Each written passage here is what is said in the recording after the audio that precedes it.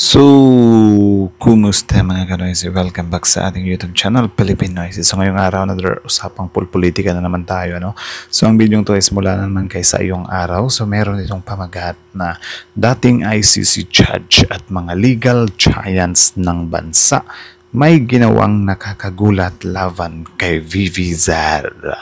So, yan yung panonorin natin ngayon, men. Bibigyan natin to ng reaction. And then, yun, bago natin simulan sa iyong araw, supportahan nyo yan. Tapos, syempre, kung trip nyo ng mga ganitong reaction video, may kasama kayo manood, huwag nyo na rin kalimutang supportahan yung YouTube channel natin, Philippine Noisy. So, mga kanoisy, hindi na natin ito patatagalin pa.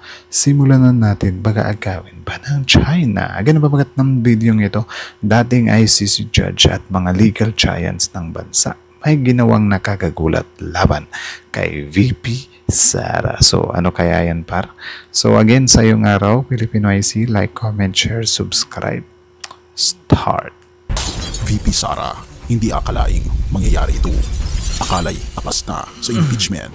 Pero, ang dating ICC judge at mga pinakamatalinong abogado at scholars sa larangan ng batas na tinatawag na legal giants ay gumawa na ng hakbang para matuloy ang impeachment ni VP Sara. Halika at nitong pag-usapan, mga kaibigan.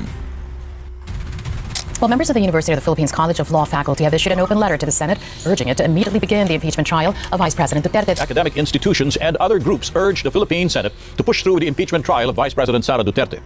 Ang imbitasyon namin sa Senado ay basahin ang saligang batas sa lente ng pananagutan. Talaga yung impeachment bilang proseso upang usigin ang ating mga pinakamatatas na opisyal. Because I think the allegations raised against the Vice President, whether they are true or not, are... Nakakatawa dito, par.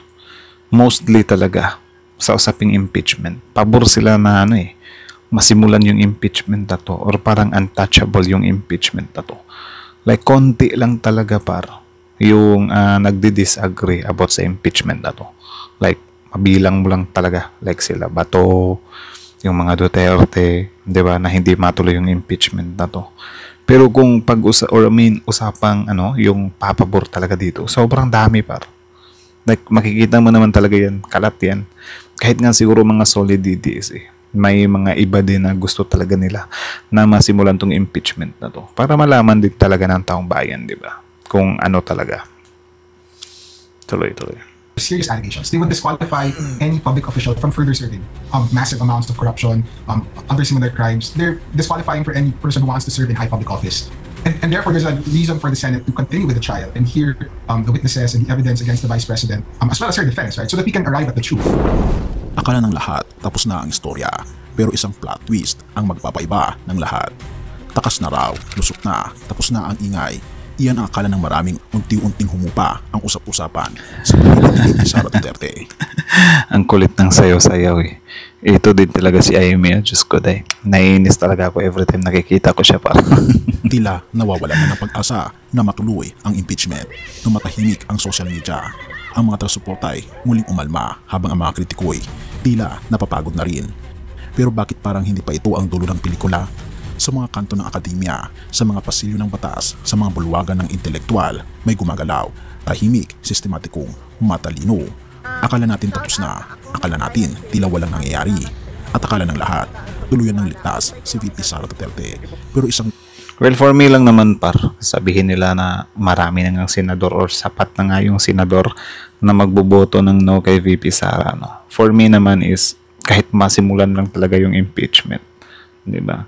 Kasi kapag masimulan lang daw kasi siya, may possibilities na yung mga solid, diba? Mga solid Duterte is mapipilitan sila na mag-convict kay VP Sara kasi para mahihiya daw sila sa ebidensya. Kaya nga kung napapansin nyo, parang yan yung pinaka-iniiwasan ngayon. Yung masimulan yung impeachment. Biruin nyo, from February 5 na move ng June 2, tapos from June 2, na-move ng June 11. So, di pa natin sure yan para kung mamumove na naman yan this coming June 11, di ba? So, parang may something talaga. Di ba? Parang lang naman. Kayo na lang din bahalang humusga. Liham ang yumanig sa katahimikan. May git 100 na tagapagturo ng University of the Philippines College of Law, mga haligi ng batas, mga utak na hinahangaan, ang pumirma sa isang bukas na liham. Hindi para hatulan, hindi para ipagtanggol, kundi para igiit ang tama. Ituloy ang impeachment trial. Bakit? dahil may mas mataas pa sa politika at ito ang saligang batas. Hindi ito tungkol sa pananampalataya sa akusasyon, kundi sa tiwala sa proseso. Sabi nga nila, ang impeachment ay hindi pangkaraniwan. Tama, paniniwala sa proseso. 'Di ba? Kasi kung hindi naman talaga guilty si VP Sara Par, malulusutan niya yan eh. 'Di ba? Ikaso lang, sobrang questionable eh. Malaki-laking pera din yun. Iwang usapin ng korte. Hindi ito basta-basta kaso ng ordinaryong batas, isa itong natatanging mekanismo ng konstitusyon para panatilihin ang balanse ng kapangyarihan.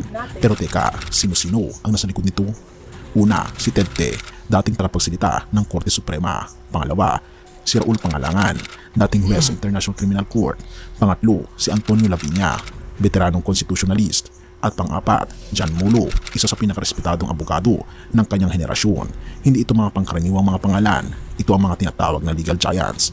Pero baka iniisip mo, ano ngayon kung nagsalita sila? Legal giants. Kakabahan na naman yung mga details nito. Sasabihin na naman nila mga bayaran to. Lahat kasi ng against sa kanila, bayaran. Wala namang epekto yan. Subalit, iyan ang delikado. Halika, ating basahin ang kanilang open letter. Sabi pa dito, to forthwith proceed. An open letter and urgent call to the Senate of the Philippines to commence the impeachment trial of Vice President Sara Z. Duterte by individual members of the University of the Philippines College of Law, Faculty, June 5, 2025. We, the undersigned individual members of the faculty of the University of the Philippines College of Law, express our grave concern with proposals to declare the impeachment case against Vice President Sara Z. Duterte as functionally or de facto dismissed. The grounds for dismissal being circulated in draft resolutions reported by the media, i.e., the violation of Vice President Duterte's right to speedy disposition of cases and the non-continuing character of the Senate are unsupported by factual developments and the proper reading of the Constitution. A premature dismissal will... Actually, good din tong mga ganito na parang may uusig din sa kanila. Kasi kung wala wala. Mas lalo na patatagalin yan. Actually, kung wala kasing uusig sa kanila, parang easy job dalag para sa kanila eh. 'Di ba? Na parang hindi na sila mahirapan ba? Or parang I think pinagdadasal nga nila yan eh, na sana wala nang uusig dito, sana wala nang sisingit. So, good thing na lang talaga na meron din tayong mga concerned citizens, di ba, na parang, usigin natin to, sila siniswerte. Undermine the core democratic principle of checks and balances. In contrast, proceeding with the impeachment trial will uphold the Senate's constitutional mandate on public trust and accountability. On speedy disposition of cases, the Senate's format in action on the articles of impeachment transmitted to it on February 5, 2025 has been cited as a violation of Vice President Duterte's right to a speedy disposition of her case. Indeed, the Constitution guarantees this before all judicial, quasi-judicial, or administrative bodies. Like any citizen, Vice President Duterte is entitled to this right. However, her right to speedy disposition has not been violated. An impeachment trial, as a sui generis constitutional procedure, is not a case before a judicial, quasi-judicial, or administrative body. The trial of impeachment cases as proceeding in the Senate, which in the context does not even sit as an ordinary legislative body but as a constitutional office of accountability. On the text of the Constitution alone, the right. Yun din talaga eh, yung sa accountability talaga. Yun naman talaga yung gustong tumbukin natin dito eh. It's just, iwan ko ba sa mga DD supporter na to na parang wala, dahil sa sobrang pagka-idol nila, pagiging panatiko nila, wala sa paki sa accountability na yan. Ang importante sa kanila, loyalty, die hard, ganoon, hardcore. Yun lang yung importante sa kanila, para like, medyo nakakainis din yung part na yun na, kasi yun, bulag-bulagan ka na lang. Diba? Porket idol mo. Hindi mo na pwedeng i-unlove yung idol mo. Like, kahit anong gawin niya na lang, idol mo pa rin. Diba? Yung kay Pulong nga, diba? Nang headbutt dun sa bar, wala. Nanalo pa rin congressman. Diba? Pero kung ordinaryong tao yon nang headbutt, tapos may paganon-ganon pa ng kutsilyo, baka wala na, binash na yun sa social media. Diba? Speedy disposition would not apply. At napakahaba pa mga kaibigan. Kung gusto niyong basahin ang open letter na ito, ililink ko na lang sa baba upang makita niyo rin ang buong buod ng sulat na ito. At ito na nga, kapag ang Senado ay hindi nagpatuloy sa paglilitis, ang mensaheng ipapasa nito ay malinaw. Ang mga nasa kapangyarihan ay pwedeng makalusot hindi dahil sa kawalan ng ebidensya, kundi dahil lang sa kawalan ng ganang dinggin ito. Kaya ang tanong ngayon, handa ka bang manahimik? Kung ang mga pinakamatalinong abogado ng bansa ay nagsabing dapat magpatuloy ang paglilitis, Paano yung mga senador na to, may mga utang na loob din kasi sila eh. 'Di ba? Yung mga nasa Duterte block, may utang na loob sila sa mga Duterte. So wala, handa silang magbulag-bulagan talaga. hindi ba't nararapat lang tayo rin ay maging mulat?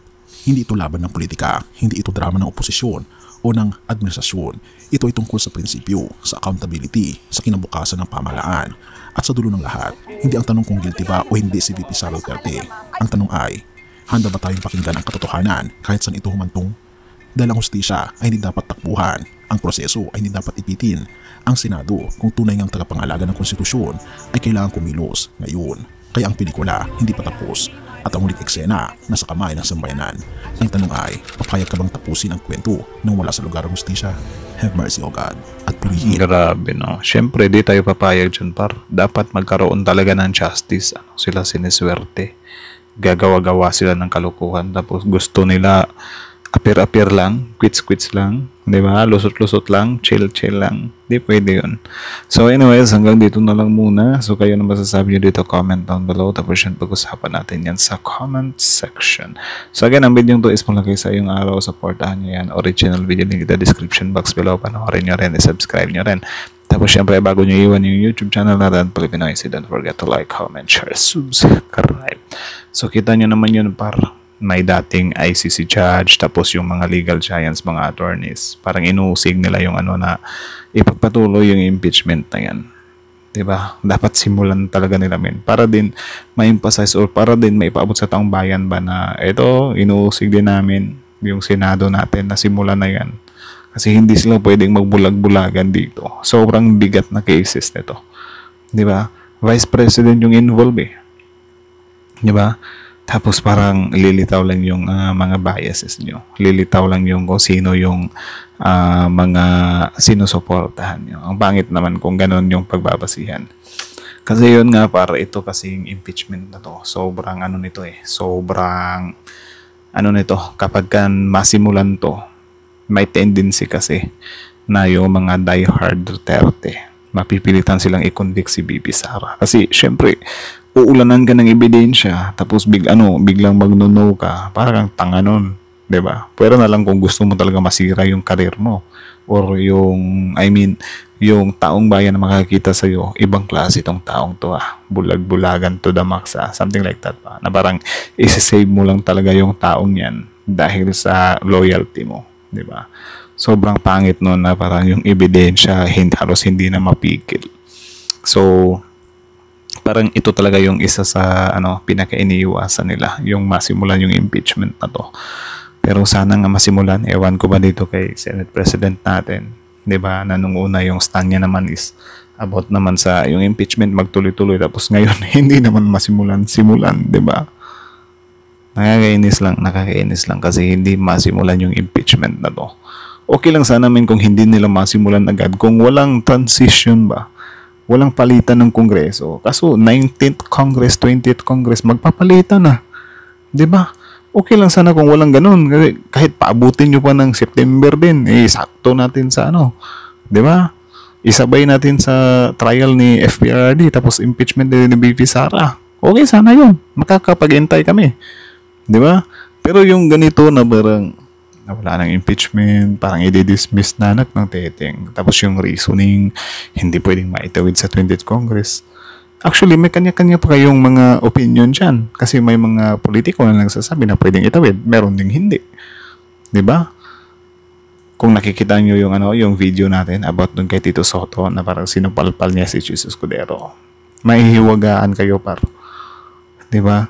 Na parang malalaman nyo na, pwede palang talaga, masabit yun nung Feb pa lang para sana this coming June, continue na lang, di ba?